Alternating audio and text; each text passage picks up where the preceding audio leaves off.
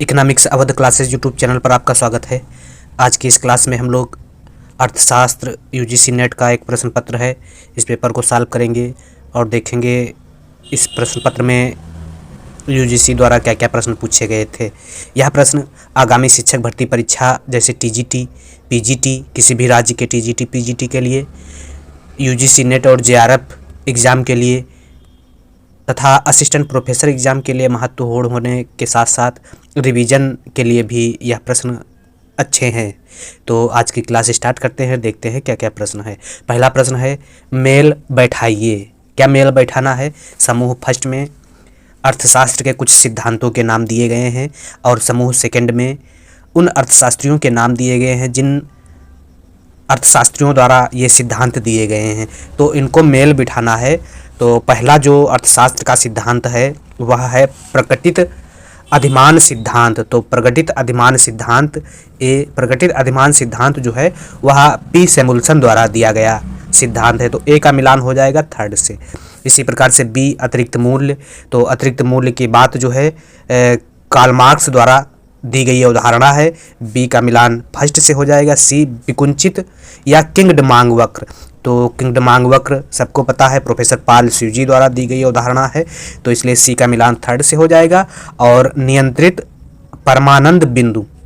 तो नियंत्रित परमानंद बिंदु की बात जो है अपने सिद्धांत में बर्गरसन करते हैं, तो ए बर्गरसन 4-5 में दिया गया है, तो इसलिए यह मिलान ए का थर्ड से हो जाएगा, बी का फर्स्ट से, सी का सेकंड से और डी का 5 से।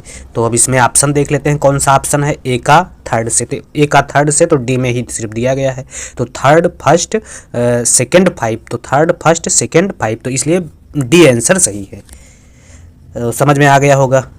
अगला प्रश्न है उपभोक्ता गैर प्रतिद्वंदी वस्तुओं को उपभोग की गैर प्रतिद्वंदी वस्तुओं को कहते हैं।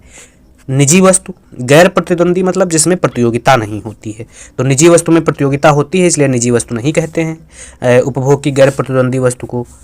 निःशुल्क, तो निःशुल्क वस्तुएं, सार्वजनिक वस्तुएं, गैर प्रतिद्वंदी वस्तुएं, निःशुल्क, सार्वजनिक वस्तुएं निःशुल्क भी नहीं होती हैं बहुत ज़्यादा, और गैर आर्थिक वस्तुएं भी नहीं, सार्वजनिक वस्तुएं हो जाएंगी। उपभोग की गैर प्रतिद्वंदी वस्तुएं जो होती हैं वह सार्वजनिक वस्तुएं होती हैं। सार्वजनिक वस्तुओं में प्रतिद्वंदिता देखने को नहीं मिलती है, तो इसलिए 2 नंबर प्रश्न का सही आंसर सी है। अगला 3 नंबर प्रश्न है एक प्रतियोगी फर्म उत्पादन बाजार में दीर्घकालीन संतुलन प्राप्त करती है।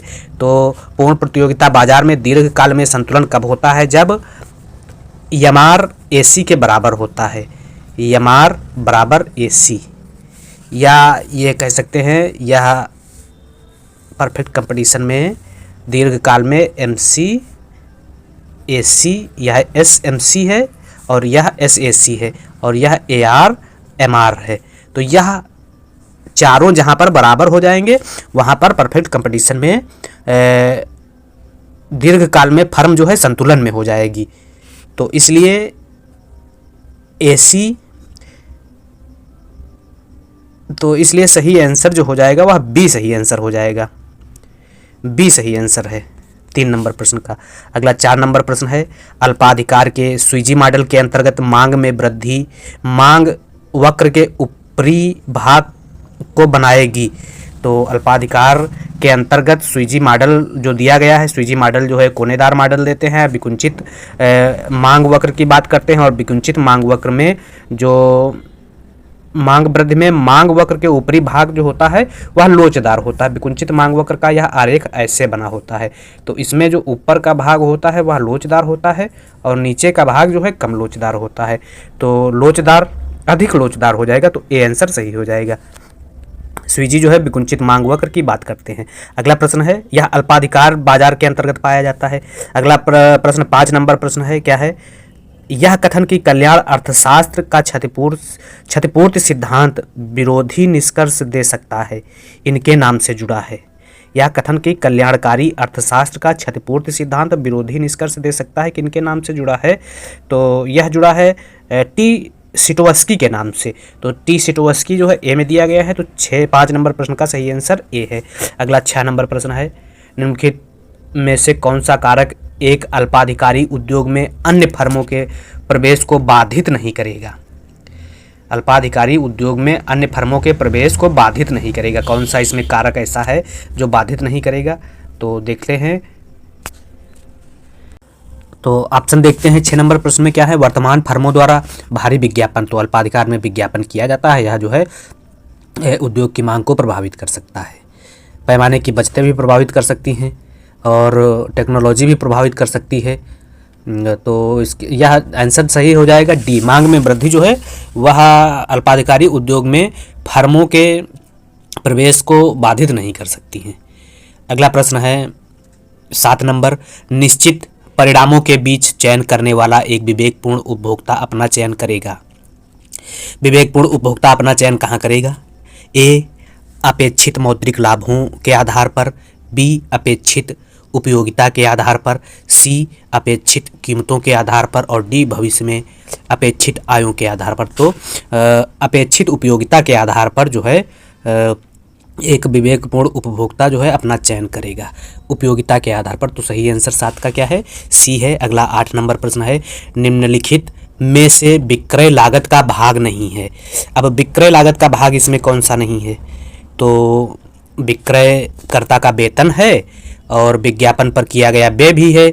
यातायात जो है, यातायात लागत विक्रय लागत का भाग नहीं है, और सामान्य प्रदर्शन पर व्यय जो होता है वह भी विक्रय लागत का भाग होता है। तो यातायात लागत पर किया गया व्यय जो होता है विक्रय लागत का भाग नहीं होता है, तो नहीं पूछा गया है। तो 8 का प्रश्न जो सही है, प्रश्न 8 नंबर प्रश्न का जो सही आंसर है वह सी है। अगला 9 नंबर प्रश्न है, समग्र मूल्य स्तर का सर्वाधिक व्यापक माप है। तो समग्र मूल्य स्तर का सबसे ज़्यादा जो व्यापक माप है वह है थोक मूल्य सूचकांक। थोक मूल्य सूचकांक डी में दिया गया है। 9 नंबर प्रश्न का सही आंसर डी है। अगला 10 नंबर प्रश्न है, डी सही है 9 का। केन्स का अर्थशास्त्र अधिक बल देता है मौद्रिक नीति पर, राजकोषीय नीति पर, मुक्त व्यापार यंत्र विन्यास पर, और ब्याज दर निर्धारण पर। तो केन्स का अर्थशास्त्र जो है वह मौद्रिक नीति पर ज़्यादा बल देता है। ये आंसर सही है 10 नंबर प्रश्न का। अगला 11 नंबर प्रश्न है, उच्च शक्ति द्रव्य के उत्पादक हैं। तो उच्च शक्ति द्रव्य के उत्पादक जो हैं वह आरबीआई हैं। तो रिजर्व बैंक ऑफ इंडिया। 11 का सही आंसर डी है। अगला 12 नंबर प्रश्न है, एक व्यक्ति जो अन्य कार्य तलाशने के लिए काम छोड़ता है वह है आंशिक रूप से बेरोजगार, संरचनात्मक रूप से बेरोजगार, चक्रीय रूप से बेरोजगार, या श्रम शक्ति में सम्मिलित नहीं है। तो एक व्यक्ति जो अन्य कार्य तलाशने के लिए काम छोड़ता है वह आंशिक रूप से बेरोजगार होता है। तो सही आंसर क्या है? ए है 12 नंबर प्रश्न का। इसके अलावा संरचनात्मक बेरोजगारी किसे कहते हैं? तो औद्योगिक क्षेत्र में संरचनात्मक परिवर्तन के कारण उत्पन्न होने वाली बेरोजगारी को संरचनात्मक बेरोजगारी कहा जाता है। और संरचनात्मक बेरोजगारी जो होती है वह दीर्घकालीन बेरोजगारी होती है, और भारत में पाई जाने वाली बेरोजगारी जो है वह संरचनात्मक बेरोजगारी है। इसी प्रकार से इसमें एक चक्रीय बेरोजगारी किसे कहते हैं दिया गया है। तो चक्रीय बेरोजगारी जो है अर्थव्यवस्था में चक्रीय ऊंच नीच के कारण उत्पन्न बेरोजगारी को चक्रीय बेरोजगारी कहा जाता है। यह बेरोजगारी विकसित देशों में पाई जाती है। इसके अलावा ऐच्छिक बेरोजगारी का एक प्रकार होता है।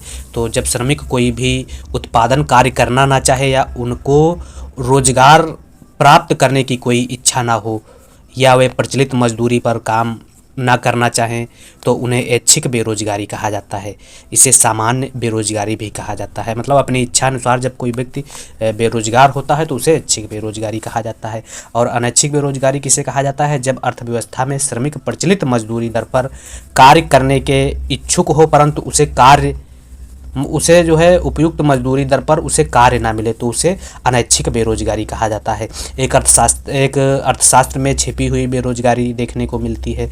तो जब श्रमिक की सीमांत उत्पादकता शून्य होती है तो उसे अदृश्य बेरोजगारी कहा जाता है, छिपी हुई बेरोजगारी कहा जाता है। और कृषि क्षेत्र में जो बेरोजगारी पाई जाती है उसे छिपी हुई बेरोजगारी कहते हैं। तो इसलिए यह कुछ बेरोजगारी के संबंध में महत्वपूर्ण बातें थी, और इसका जो आंसर सही है वह ए है 12 नंबर प्रश्न का। अगला 13 नंबर प्रश्न क्या कह रहा है? 13 नंबर प्रश्न है, निम्न में से किस कथन से मिल्टन फ्रीडमैन असहमत होगा? किस कथन से? ये देखते हैं, वास्तविक अर्थव्यवस्था में मौद्रिक नीति के थोड़े ही अल्पकालिक प्रभाव होते हैं। बी, दीर्घकाल में मुद्रा की पूर्ति में परिवर्तन प्राथमिक रूप से मूल्य स्तर को प्रभावित करते हैं। सी, व्यापार चक्रों असहमत होना है मिल्टन फ्रीडमैन को, व्यापार चक्रों को निष्कोण या स्मूथ करने में मौद्रिक नीति के चक्रीय उपयोग के लिए सीमित क्षेत्र, तो इसी से असहमत है, बाकी सबसे सहमत है। तो डी में क्या दिया गया है, व्यापार चक्रों को प्रभावी ढंग से निष्कोण करने के लिए रिजर्व बैंक द्वारा विश्वास नहीं किया जा सकता है। तो 13 का सही आंसर सी है। अगला 14 नंबर प्रश्न है, मुद्रा गुणक वांछित कोष अनुपात का गुणात्मक प्रतिलोम तभी तक है जब तक ए, चलन और अथवा विदेशी बाजारों में मुद्रा रिसाव नहीं होता है। बी, बैंक अतिरिक्त कोष नहीं रखते हैं। सी, वांछित कोष अनुपात उन कोषों से ज़्यादा है जिसे बैंक अपनी जमाओं के आधार पर रखना विवेकपूर्ण समझते हैं। तो इसमें उपयुक्त तो सभी हो जाएगा। यह जो सभी कथन है वह मुद्रा गुणक वांछित कोष अनुपात का गुणात्मक प्रतिलोम है, इससे संबंधित है। अगला प्रश्न है 15 नंबर प्रश्न है, मुद्रा प्रसार तथा बेरोजगारी के बीच अदला बदली स्थिर रहती है। तो मुद्रा प्रसार एवं बेरोजगारी के बीच ट्रेड ऑफ स्थिर रहती है या दीर्घकाल में रहती है? डी आंसर सही है 15 नंबर प्रश्न का। अगला 16 नंबर प्रश्न है, गरीबी का दुष्चक्र प्रतिपादित किया। तो गरीबी का दुष्चक्र जो है वह रेगनर नर्क्स द्वारा दिया गया था, और रेगनर नर्क्स जो है वह संतुलित विकास के समर्थक अर्थशास्त्रियों में गिने जाते हैं। इसके अलावा रोजेंस्टीन, रोडान और लेविस भी संतुलित विकास के समर्थक अर्थशास्त्रियों में गिने जाते हैं। रेगनर नर्क्स जो है वह बाजार के आकार को बढ़ाकर विकास की वकालत करते हैं, अर्थात नर्क्स संतुलित विकास की बात करते हैं। नर्क्स मानते हैं कि विकासशील देश गरीबी के दुष्चक्र में फंसे होते हैं, और गरीबी का यह दुष्चक्र मांग एवं पूर्ति दोनों क्षेत्रों में पाया जाता है। गरीबी अल्पविकसित देशों का कारण एवं परिणाम भी है, और गरीबी का कारण जो है वह पूर्ति पक्ष एवं मांग पक्ष को रेगनर नर्क्स मानते हैं। पूर्ति पक्ष में गरीबी की बात करते हुए बताते हैं कि जब अर्थव्यवस्था में पीसीआई कम होती है, तो पीसीआई कम होने से क्या होता है, सेविंग कम होती है, बचत कम होती है। बचत कम होने से पूंजी निर्माण की दर, कैपिटल आउटपुट रेशियो कम होता है, और कैपिटल आउटपुट रेशियो कम होने से उत्पादकता कम होती है, प्रोडक्शन कम होता है। इससे क्या होता है, फिर पुनः पीसीआई कम हो जाती है, पर कैपिटा इनकम कम हो जाती है, प्रति व्यक्ति आय कम हो जाती है। अर्थात जो है कहा जा सकता है गरीबी के कारण ही गरीबी जन्म लेती है। तो यह जो है सप्लाई पक्ष गरीबी के दुष्चक्र का है। इसके अलावा एक गरीबी के दुष्चक्र का रेगनर नर्क्स मांग पक्ष, डिमांड पक्ष की बात करते हैं। डिमांड पक्ष में क्या बताते हैं कि अगर अर्थव्यवस्था में पीसीआई कम है, पर कैपिटा इनकम, प्रति व्यक्ति आय कम है, तो इससे क्या होगा, डिमांड, वस्तु की डिमांड कम हो जाएगी। अब डिमांड जब वस्तु की कम हो जाएगी तो इससे निवेश कम हो जाएगा, इन्वेस्टमेंट कम हो जाएगा। अब इन्वेस्टमेंट कम हो जाएगा तो निजी निवेश कम होगा, इससे क्या होगा, इन्वेस्टमेंट कम हो जाएगा तो वस्तुओं का उत्पादन कम हो जाएगा। इससे क्या होगा, साइज ऑफ मार्केट, बाजार का आकार जो है वह कम हो जाएगा। जब बाजार का आकार कम हो जाएगा इससे क्या होगा, रोजगार कम हो जाएगा, और इससे रोजगार का मतलब हुआ एम्प्लॉयमेंट कम हो जाएगा, और इससे क्या होगा, पीसीआई फिर कम हो जाएगी। तो यह मांग पक्ष की बात करते हैं। तो गरीबी का यह दुष्चक्र जो है तोड़ना ही रेगनर नर्क्स आर्थिक विकास मानते हैं। अब यह सप्लाई पक्ष का दुष्चक्र गरीबी का कैसे तोड़ा जाएगा, और डिमांड पक्ष का यह दुष्चक्र कैसे तोड़ा जाएगा, इसी को तोड़ना ही रेगनर नर्क्स जो है आर्थिक विकास मानते हैं। और इसे तोड़ने के लिए रेगनर नर्क्स बताते हैं कि अल्पविकसित देशों में गरीबी के दुष्चक्र को तोड़ने के लिए बाजार के आकार को बढ़ाना पड़ेगा। और कुछ उपाय जो हैं रेगनर नर्क्स द्वारा सुझाए गए हैं, उनमें प्रमुख उपायों की हम बात कर लेते हैं। जैसे मुद्रा की पूर्ति को बढ़ाना पड़ेगा, विज्ञापन पर खर्चा करना पड़ेगा, विक्रय कला की खोज करनी पड़ेगी, अर्थात नव परिवर्तन करना पड़ेगा, और अंतर्राष्ट्रीय व्यापार में भाग लेना पड़ेगा। जो देश गरीबी के दुष्चक्र में फंसा हुआ है, आधारभूत सुविधाओं का विस्तार करना पड़ेगा, वस्तु की कीमत कम करनी पड़ेगी, वस्तु की कीमत स्थिर रखते हुए उपभोक्ता या जनता की मौद्रिक आय को बढ़ाना पड़ेगा। नर्क्स बताते हैं, यह जो है उपाय अल्पविकसित देशों के लिए नर्क्स जो है गरीबी दुष्चक्र से बाहर निकलने के लिए बताते हैं। इसके बाद नर्क्स बताते हैं कि बाजार के आकार को बढ़ाने का जो सबसे बढ़िया उपाय अर्थव्यवस्था के बहुत सारे उद्योगों में एक साथ निवेश करना होता है। क्योंकि ये उद्योग आपस में एक दूसरे के पूरक होते हैं और सभी वर्कर एक दूसरे के ग्राहक होते हैं, जिससे वस्तु की मांग बढ़ती है और उत्पादकता बढ़ती है, जिससे बाजार का आकार बढ़ता है। और नर्क्स जो है से के बाजार नियम से प्रभावित अर्थशास्त्री माने जाते हैं। तो यह नर्क्स के संबंध में कुछ महत्वपूर्ण बातें थी। अगला प्रश्न क्या है, तो निर्धनता दुष्चक्र की बात जो है रेगनर नर्क्स करते हैं। सी आंसर सही 16 का। अगला 17 नंबर प्रश्न है, द्वितीय पंचवर्षीय योजना किसके द्वारा विकसित मॉडल पर आधारित है? तो प्रथम पंचवर्षीय योजना हैरड-डोमर मॉडल पर आधारित है और द्वितीय पंचवर्षीय योजना पीसी महालनोबिस प्रशांत चंद्र महालनोबिस मॉडल पर आधारित है। तो 17 नंबर प्रश्न का सही आंसर बी है। अगला 18 नंबर प्रश्न क्या कह रहा है, असीमित श्रम पूर्ति सिद्धांत प्रतिपादित किया गया था। तो यह सिद्धांत जो है लेविस द्वारा दिया गया था। असीमित श्रम पूर्ति का सिद्धांत लेविस द्वारा दिया गया था। लेविस, रोडान और नर्क्स अभी हम बताए हैं, यह संतुलित विकास के समर्थक अर्थशास्त्री हैं। लेविस ने श्रम अतिरेक विकास सिद्धांत दिया था। लेविस जनसंख्या के संबंध में निराशावादी दृष्टिकोण रखते हैं। लेविस जो है जनसंख्या वृद्धि के संबंध में निराशावादी दृष्टिकोण रखते हैं और कहते हैं कि जनसंख्या श्रम की आपूर्ति करती है। श्रम में होने वाली वृद्धि से उत्पादन बढ़ सकती है और उत्पादन विकास को प्रेरणा प्रदान करती है। इस तरीके के विचार बाद में कई अर्थशास्त्रियों ने प्रस्तुत किए। डिवीजनवरी, नर्क्स, मैरिस डॉल, इनका मानना है कि श्रम अतिरेक या अतिरिक्त श्रम से अल्पविकसित देशों में विकास किया जा सकता है। इसलिए श्रम किसी देश के लिए अभिशाप नहीं, वरदान है। अतिरिक्त श्रम प्रच्छन्न बेरोजगारी के रूप में होते हैं। यदि प्रच्छन्न बेरोजगारी को अर्थव्यवस्था में सही ढंग से नियोजित किया जाए तो वहाँ पूंजी का निर्माण होगा और पूंजी निर्माण से आर्थिक विकास तेज होगा। ये अर्थशास्त्री जनसंख्या को छिपी हुई बचत मानते हैं। लेविस द्वैत अर्थव्यवस्था की बात करते हैं। श्रम की पूर्ति असीमित मानते हैं। लेविस मॉडल में श्रम की पूर्ति वक्र जो है वह पूर्णतया लोचदार होती है, एक्स अक्ष के समांतर पूर्णतया लोचदार। यह क्वेश्चन पूछा जाता है एग्जाम में। अर्थात नियोक्ता जो होता है जीवन निर्वाह मजदूरी पर जितना चाहे श्रम को प्राप्त कर सकता है और उत्पादन में लगा सकता है। इसलिए अर्थव्यवस्था में पूंजीवादी और जीवन निर्वाह दो क्षेत्र माने गए हैं लेविस द्वारा। तो 18 नंबर प्रश्न का सही आंसर जो है वह लेविस हो जाएगा। श्रम की असीमित पूर्ति का सिद्धांत लेविस द्वारा दिया गया है। अगला प्रश्न है 19 नंबर प्रश्न है, हैरड-डोमर मॉडल के अंतर्गत यदि आय में वृद्धि 5% है और पूंजी उत्पादन अनुपात 3% है तो बचत की दर क्या हो जाएगी? तो बचत की दर होती है सेविंग यस बराबर आय में प्रतिशत वृद्धि गुणे पूंजी उत्पाद अनुपात में होने वाली प्रतिशत वृद्धि।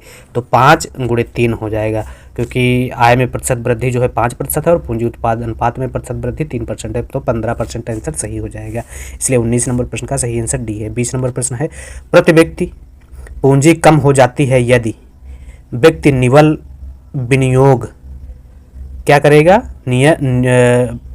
प्रति व्यक्ति पूंजी कम हो जाती है यदि प्रति व्यक्ति निवल विनियोग जो है जनसंख्या वृद्धि से कम हो जाता है। तो सही आंसर ए है। 20 नंबर प्रश्न का ए आंसर सही है। अगला 21 नंबर प्रश्न क्या कह रहा है? 21 नंबर देखते हैं। नव परंपरावादी विकास मॉडल में सीमांत बचत प्रवृत्ति में वृद्धि क्या होती है? नव परंपरावादी विकास मॉडल में सीमांत बचत प्रवृत्ति में वृद्धि प्रति व्यक्ति स्थिर अवस्था उत्पादन में वृद्धि करती है। स्थिर अवस्था उत्पादन विकास दर में वृद्धि करती है। प्रति व्यक्ति स्थिर अवस्था पूंजी में वृद्धि करती है।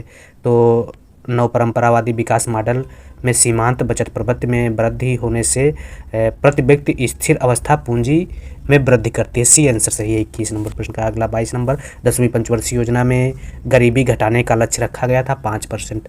तो 22 का सही आंसर बी है। अगला 23, केंद्रीय उत्पाद शुल्क भाग है केंद्रीय सरकार की।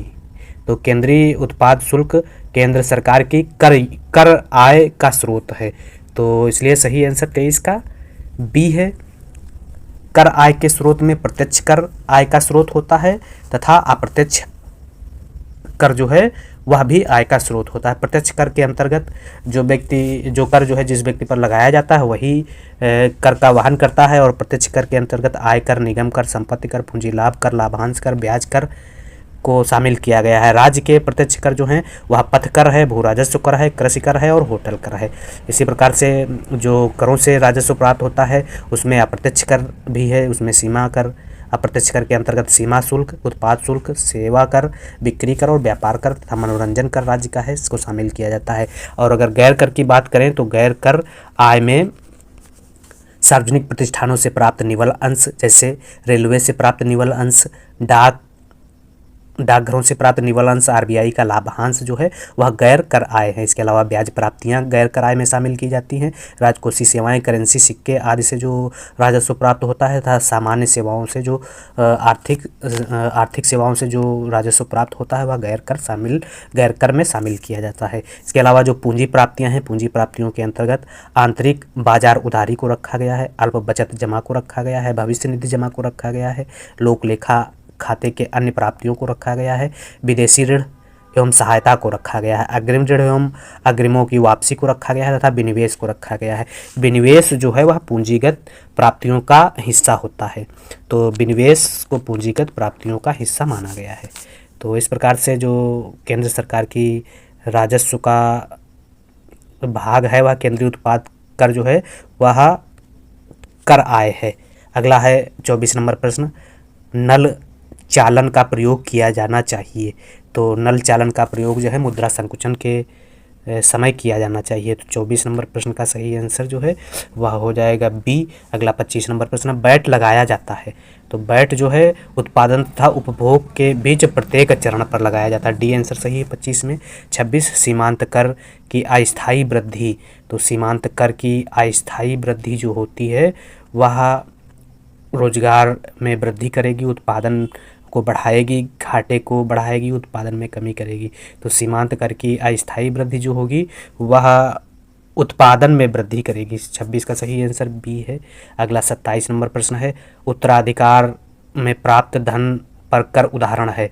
तो उत्तराधिकार में प्राप्त धन जो है वह संपत्ति कर का एग्जाम्पल है। तो 27 का सही आंसर सी है। अगला 28, जब सरकार का व्यय उसकी कुल प्राप्तियों से अधिक हो जाता है तो बजटीय घाटा, तो बजटीय घाटा जो है ऋणात्मक हो जाएगा। अगला प्रश्न, लेफर वक्र संबंधित है। तो लेफर वक्र का संबंध जो होता है वह होता है कुल कर दर तथा कुल राजस्व के बीच हो जाएगा। तो इसमें कुल कर दर तथा कुल आय के बीच, बी आंसर सही है। अगला प्रश्न है 30 नंबर। तो 30 नंबर प्रश्न है, बाजार शक्तियों द्वारा किसी एक वर्ष में रुपए की विनिमय दर प्रति यूएस डॉलर 44 रुपये से परिवर्तित होकर 46 रुपये हो जाती है। तो इसका अभिप्राय हो जाएगा, तो इसका अभिप्राय मुद्रा मूल्य का ह्रास हो जाएगा। तो रुपये मूल्य का ह्रास हो जाएगा क्योंकि डॉलर का मूल्य जो है बढ़ गया है। तो बी आंसर सही है 30 नंबर प्रश्न का। अगला है 31 नंबर प्रश्न, देखते हैं क्या है। तो 31 नंबर प्रश्न है, समूह फर्स्ट को समूह सेकंड से मिलाना है। समूह फर्स्ट में क्या दिया गया, शिशु उद्योग तर्क। तो ए शिशु उद्योग तर्क की बात जो है फ्रेडरिक लिस्ट द्वारा की गई है। तो थर्ड से मिलान हो जाएगा। साधन मूल्य समता प्रमेय, साधन मूल्य समता प्रमेय की सिद्धांत हेक्सर-ओलिन द्वारा की गई है। तो फोर्थ से मिलान हो जाएगा। अवसर लागत सिद्धांत, अवसर लागत सिद्धांत की बात प्रोफेसर हैबरलर द्वारा की गई है। हैबरलर किस में दिया गया है, हैबरलर सेकंड में दिया गया है। तो सेकंड से मिलान हो जाएगा सी का। और डी निरपेक्ष लागत सिद्धांत, निरपेक्ष लागत या निरपेक्ष लाभ सिद्धांत है एडम स्मिथ का। तो इसलिए यह एडम स्मिथ 1 में दिया गया है। तो 3, 4, 2, 1, 3, 4, 2, 1 सी में दिया गया है। 31 का सही आंसर सी है। अगला 32 नंबर है, अवमूल्यन अन्य बातें समान रहने पर किसी देश के भुगतान संतुलन को बदतर कर देगा यदि अवमूल्यनकर्ता देश के आयातों तथा निर्यातों की लोच क्या हो जाएगी, बदतर कर देगा यदि आयातों और निर्यातों की लोच इकाई से कम हो जाएगी। इकाई से कम बी में दिया गया है। 32 का सही आंसर बी है। अगला 33 नंबर प्रश्न है, व्यापार शर्तों में चक्रीय ह्रास की संकल्पना को सर्वप्रथम प्रस्तुत किया? Ralph Rebis, Keynes, Adam Smith, JS Mill. तो व्यापार शर्तों की चक्रीय ह्रास की संकल्पना को सर्वप्रथम जो है राल्फ रेबिस द्वारा प्रस्तुत किया गया था। तो 33 नंबर प्रश्न का सही आंसर जो है वह ए है। अगला 34 नंबर प्रश्न है, ब्रेटन वुड व्यवस्था विश्व स्तर पर अंतिम रूप से ध्वस्त हो गई थी। तो ब्रेटन वुड व्यवस्था अंतिम रूप से 1971 में ध्वस्त हो गई थी। तो 34 नंबर प्रश्न का सही आंसर बी है। अगला 35 नंबर प्रश्न है, अंतर्राष्ट्रीय व्यापार का हेक्सर-ओलिन सिद्धांत भागीदार देशों में व्यापार के आविर्भाव को समझता है जिसका आधार है। तो जिसका आधार जो है अंतरक्षेत्रीय व्यापार है या अंतरक्षेत्रीय व्यापार है। ये आंसर सही है 35 नंबर प्रश्न का। अगला 36 नंबर प्रश्न है, योजना आयोग के अनुसार भारत में 1999-2000 गरीबी अनुपात क्या था? तो 1999 में 2000 में गरीबी अनुपात जो है, इस प्रश्न का कोई मतलब ही नहीं है, पूछेगा नहीं एग्जाम में। तो इसका 26% था और लेटेस्ट देख लेते हैं 2011-12 में लेटेस्ट जो है गरीबी का अनुमान लगाया गया था। उसके बाद भारत में गरीबी का अनुमान नहीं लगाया गया है। तो इसमें भारत में गरीबी जो है रंगराजन समिति के अनुसार अखिल भारत पर गरीबी 29.5% 2011-12 में थी और ग्रामीण क्षेत्रों पर गरीबी जो है ग्रामीण स्तर पर गरीबी जो है 30.9% थी और शहरी स्तर पर जो है गरीबी वह 26.4% थी। इसी प्रकार से प्रति व्यक्ति प्रतिमाह उपभोग के आधार पर अगर देखा जाए तो ग्रामीण क्षेत्रों में गरीबी जो है वह 972 रुपया अगर व्यक्ति कमाता था प्रति व्यक्ति प्रतिमाह तो वह गरीब नहीं समझा जाता था और शहरी क्षेत्रों में 1407 रुपये अगर व्यक्ति कमाता था तो वह गरीब नहीं समझा जाता था। इसी प्रकार से अगर रुपये प्रतिदिन के हिसाब से देखा जाए तो ग्रामीण क्षेत्रों में 33 रुपये प्रतिदिन के हिसाब से जो व्यक्ति कमाता था 2011-12 में उसे गरीब नहीं समझा जाता था और शहरी क्षेत्रों में जो व्यक्ति 47 रुपये कमाता था उसे गरीब नहीं समझा जाता था। तो यह रंगराजन समिति के अनुसार जो है गरीबी की परिभाषा है। अगला प्रश्न है 37 नंबर प्रश्न है, भारत में नवीन कृषि रणनीति हरित क्रांति लागू की गई थी। तो हरित क्रांति जो है 1966 में लागू की गई थी। 1966 पाँचवीं पंचवर्षीय योजना में। पाँचवीं पंचवर्षीय योजना क्या कह सकते हैं? योजना अवकाश कह सकते हैं। तो 37 नंबर प्रश्न का सही आंसर बी है। अगला 38 नंबर प्रश्न है,